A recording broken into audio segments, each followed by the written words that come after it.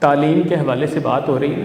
تعلیم کے کچھ 6 ڈائمینشنز ہیں، اور یہاں جتنے بچے بیٹھے ہیں، اسٹوڈنٹس بیٹھے ہیں، میرا خیال ہے کہ اگر ان سے پوچھا جائے کہ تعلیم کا مطلب کیا ہے تو شاید کوئی جواب نہ دے سکے، کیونکہ تعلیم میں صرف تدریس شامل نہیں ہے جو ہم سمجھتے ہیں.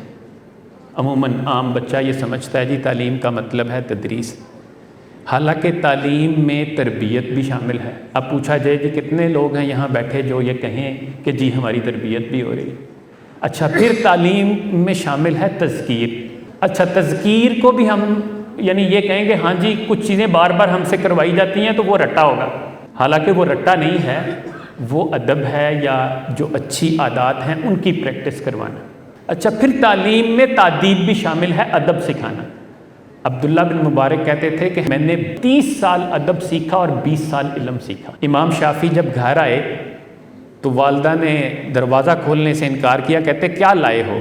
تو کہا علم اور ادب لایا. تو کہا واپس چلے جاؤ. امام مالک کے پاس گئے، جا کے شکایت کی، رونے والے ہو گئے کہ 2 سال کے بعد آیا ہوں اور والدہ نے اندر نہیں جانے دیا. تو کہا دوبارہ جاؤ، اور اب جب والدہ پوچھیں کہ کیا لائے ہو تو کہنا ادب اور علم لایا. پہلے ادب، پہلے تربیت، پھر علم. اچھا، پھر اس میں تدریب بھی شامل ہے، سکلز. اب وہ سکلز ہم کتنے دے رہے ہیں جی اپنے بچوں کو، کتنی لوگوں کو مطلب سوائے ٹیکنیکل اداروں کے. اچھا، پھر اس میں تشویق و ترغیب بھی شامل ہے، شوق دلانا اور ترغیب موٹیویشن دینا.